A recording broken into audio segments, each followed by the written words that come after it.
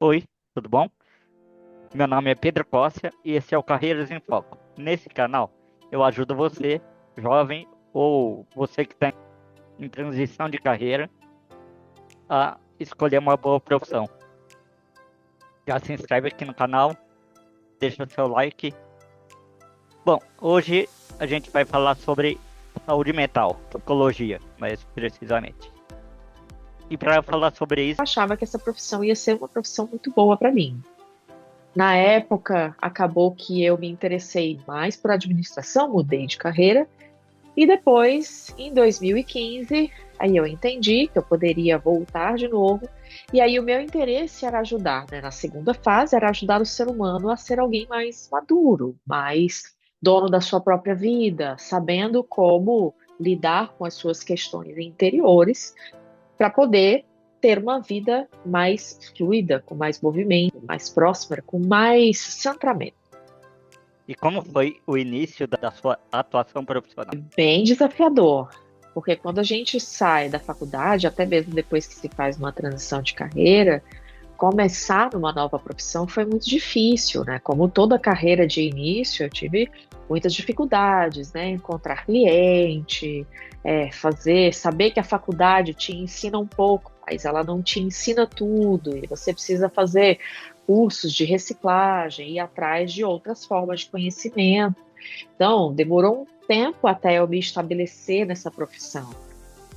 Como eu trabalhava, né, em empresas, eu consigo dizer que demorou entre 2 e 3 anos para eu ter na psicologia o mesmo salário que eu tinha de quando eu era, tipo, carteira assinada. Mas foi preciso, né, que eu tivesse muita garra, muita vontade de querer realmente ficar nessa profissão para poder insistir, porque o começo ele é bem desafiador mesmo. E existe alguma coisa que a faculdade não ensina, mas que você só aprende na prática? Ser psicóloga. A faculdade não ensina a ser psicóloga, a faculdade ensina sobre teorias, mas estar diante de um outro ser humano é algo que só aprende na prática. Aprender a ouvir, aprender a falar com as pessoas, aprender a compreender o que elas estão realmente dizendo, mas principalmente o que elas não estão dizendo sobre elas mesmas. Isso só a experiência traz. Uma faculdade é muito bom para dar um respaldo técnico, um respaldo de você saber se aquela pessoa tem sintomas de depressão, sintomas de ansiedade, entender sintomatologia, mas a experiência, a faculdade não dá a experiência, você só tem depois que você põe o pé lá dentro mesmo, de lidar com o ser humano. E por que, na sua visão, a psicologia se tornou tão necessária nos últimos anos?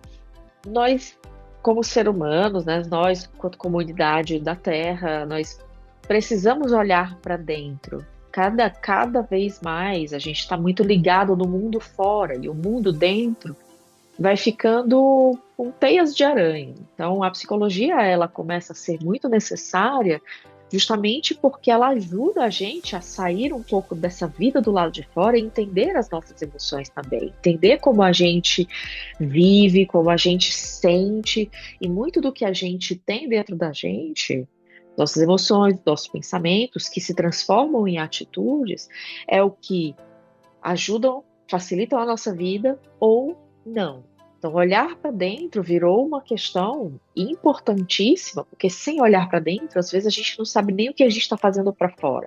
Por que que a gente conquista coisas que a gente conquista, por que que a gente quer coisas que a gente quer. É olhando para dentro que a gente tem essa noção. E as pessoas estão mais abertas a buscar ajuda, terapia, psicologia? Olha, no discurso é muito bonito porque parece que sim, mas na prática é muito desafiador sentar diante de uma outra pessoa e falar sobre a própria vida. Porque quando a gente fala, a gente se escuta. E às vezes a gente tem dificuldade de falar sobre si. A maior parte das pessoas tem. Então, todo mundo entende a importância da saúde mental, de você procurar um profissional para olhar realmente para suas emoções, mas o desafio que se atravessa quando você senta mesmo na frente de uma pessoa para lidar com tudo isso, nem sempre a gente entende o tamanho desse desafio. E às vezes as pessoas vêm e ficam 1 mês, 2 meses, e se sentem tão sobrecarregadas de si mesmas que acabam dizendo assim, eu acho que eu me precipitei, eu preciso de mais um tempo. E elas realmente saem, ou então vem, faz uma entrevista, conversa com a gente, e acaba não ficando, porque olhar para dentro da gente, para aqueles lugares que estão com teia de aranha, que estão esquecidos, que a gente preferia nem olhar, é muito difícil. É mais fácil a gente olhar para aquelas coisas que a gente é bom, que a gente brilha, né, do que aquelas outras partes da vida da gente que são mais dificultosas, porque quando a gente olha para a dificuldade, a gente vai ter que resolver. Não é só falar mal, né? A gente não veio para terapia para ficar falando mal de partes da nossa vida. A gente vem para resolver. E às vezes, nem sempre resolver é tão fácil. E requer muita energia, muita força de vontade. A gente precisa estar preparado para isso. Nem sempre as pessoas estão. Toda pessoa deveria fazer terapia? Toda pessoa deveria ter um processo de autoconhecimento honesto. A terapia é um dos caminhos para isso. Eu acredito que a gente precisa ser honesto, em primeiro com a gente, que é uma coisa que é muito difícil da gente ser. A gente se engana muito. E a terapia é esse lugar em que a gente não se engana mais, que a gente precisa ser honesto. Então, é um caminho. Acho que todo mundo deveria olhar para si, falar sobre si de um jeito muito verdadeiro e honesto. Nem todo mundo deveria estar na terapia. Algumas pessoas poderiam estar, por exemplo, fazendo terapias mais corporais, pessoas mais mentais, por exemplo. Quando a pessoa é mais mental e ela vem para a terapia, que é um trabalho muito mental, reforça um pouco dela. Então, às vezes a pessoa precisa fazer um trabalho mais corporal, de consciência corporal, para poder lidar com as suas emoções e estar no mundo, enfim. A terapia é para todo mundo, mas nem todo mundo deveria estar na terapia. O autoconhecimento, olhar para dentro de si de uma forma honesta, é para todo mundo, deveria ser para todo mundo, mas não necessariamente na terapia. Tem gente que se encontra muito, por exemplo, quando começa a se conhecer melhor, quando começa a escrever um livro. Tem gente que se conhece melhor quando começa a fazer processos mais corporais, de respiração, de movimento. Tem gente que se conhece melhor quando tem um filho. Para mim, pelo menos, terapia é um excelente lugar para você se conhecer, mas não é o único. Tem muitos outros no meio do caminho. Quais são os principais mitos sobre a psicologia? Para mim, é que talvez isso é coisa de doido, por mais que isso ainda seja um tabu pouco visto, ainda é algo que está presente, né? Só faz terapia quem está muito mal, quem está muito doente, quem está muito mal da cabeça. Só faz terapia quem não se conhece e, na verdade, a terapia é esse lugar em que você vai se confrontar com você mesmo, inclusive com partes que você não conhece sobre si, a gente não conhece tudo sobre a gente. Existe o mito de que a terapia é um processo muito longo e que nunca para, isso também não é uma verdade. A terapia é quando eu estou doente e aí eu preciso me curar, quando também não é uma verdade. O lugar da terapia é o lugar em que você vai para, com honestidade, enfrentar partes de si para amadurecer.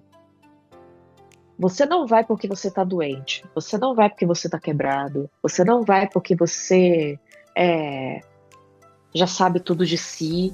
É um lugar em que você vai para se encontrar o tempo todo. E às vezes a gente se encontra e é o suficiente para a gente viver a vida, e aí a terapia dá um tempo. Depois de um ano, 2 anos, 5 anos, 10 anos, você volta de novo e refaz o caminho. Por quê? Porque agora eu não sei mais como lidar com as coisas da vida. E assim a gente vai caminhando. E existe diferença entre tristeza, estresse e transtorno psicológico? Claro que existe. A tristeza é um processo natural do ser humano. A tristeza é uma emoção básica do ser humano que comunica como o mundo interior dele deseja se expressar, o que as nossas emoções, elas comunicam as nossas necessidades. Ficar triste é uma comunicação do nosso mundo interno para nosso mundo externo sobre aquilo que a gente precisa. Então, quando eu estou triste, significa que eu vou chegar para alguém e dizer: me acolha, olhe para mim. Eu perdi algo importante, portanto, eu passo por um processo de perda, de luto, de tristeza. Estresse é quando nós estamos em estado de alerta, de uma forma ou constante ou pontual. Existe uma situação em que eu estou passando que me requer muitos recursos, às vezes me requer muito mais do que o que eu tenho para entregar, e isso me deixa estressado. É uma ativação do nosso sistema nervoso, que pode ou não ser acompanhada de uma emoção. E transtorno psicológico tem a ver com: eu cheguei num ponto em que eu não consigo lidar com aspectos da vida que são às vezes simples, são às vezes muito cotidianos. O meu sistema nervoso está desregulado num ponto em que eu não sinto que eu tenho recursos para lidar com ele, então eu dou uma desligada. Então, eu estou em um transtorno psicológico quando eu, por exemplo, tenho uma questão neurológica que precisa de um medicamento para poder ajudar a regular, quando eu sinto que a vida está pesada demais e eu não consigo mais, eu não tenho mais nenhum recurso para lidar com ela, e aí eu desenvolvo estratégias de compreensão e de lidar com a realidade que pioram a forma como eu lido com a realidade. Então, quando eu tenho, por exemplo, um transtorno psicológico de ansiedade, significa que eu tenho uma experiência na vida de um medo tão grande, tão grande, tão grande, que eu não tenho recursos para lidar, e aí eu sinto que eu estou sempre atacada, eu estou sempre em urgência, eu preciso sempre resolver tudo muito mais rápido. Então eu vou sentir ansiedade. São aspectos diferentes de emoções e nós temos recursos diferentes também para lidar com tudo isso. Quando a gente está em transtorno psicológico, significa que a gente já ultrapassou e muito os nossos recursos e a gente precisa de um suporte para poder lidar com os desafios da vida. E a ansiedade é sempre doença? Ansiedade na verdade, a ansiedade é um nome que nós damos para um estado de medo que foge do nosso controle. Estamos em um estado de sobrevivência tão alto que o nosso corpo, o nosso sistema nervoso responde às pequenas ameaças da vida com um alto grau de ativação. Ou seja, uma pequena coisa como eu perdi a minha caneta vai me fazer ficar tão nervosa, com tanto medo, que parece que essa caneta, a minha vida dependia de eu ter essa caneta na minha mão. Quando essa desregulação acontece, aí sim a gente tem ansiedade. Mas às vezes o que a gente chama de ansiedade são pequenos medos. A gente dá o mesmo nome para coisas diferentes. Poxa, eu acordei hoje e descobri que a minha caneta sumiu.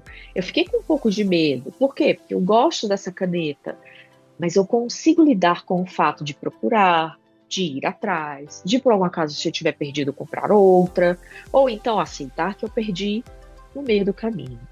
Na maior parte das vezes, a ansiedade é, na verdade, uma emoção exacerbada que eu não consigo lidar.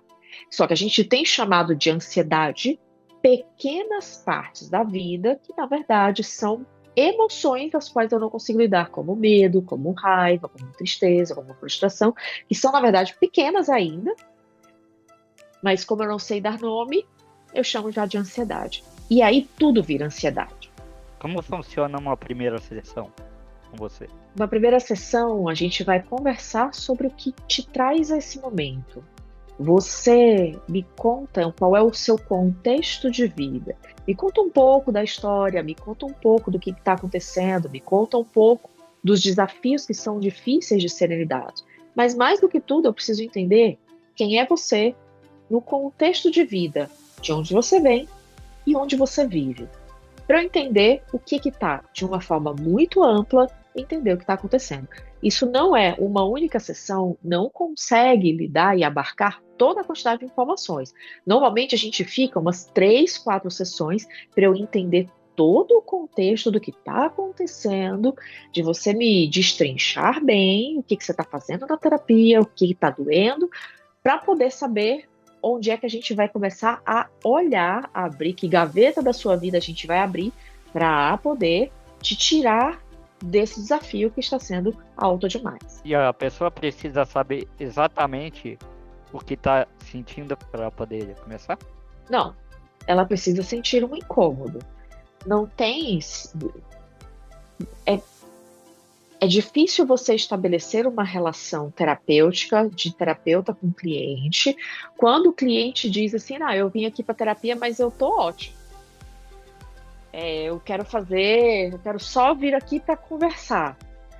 Porque na hora que o terapeuta começa a fazer perguntas, e aí, como é que vai a sua relação com o seu cachorro? E aí, como é que vai a sua relação com o seu trabalho?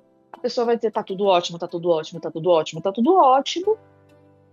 Não tem como estabelecer uma relação de confiança, de abertura, de vulnerabilidade para poder expor realmente o que está acontecendo.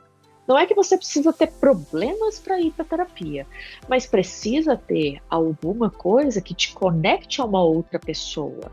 E um terapeuta, ele vai te ajudar, ele vai ser um guia, ele vai ser uma pessoa que vai te ajudar a entender quais são os pontos sensíveis da sua história, quais são os pontos que são mais vulneráveis da sua vida e que podem ser pontos que precisam de mais atenção para poder trabalhar.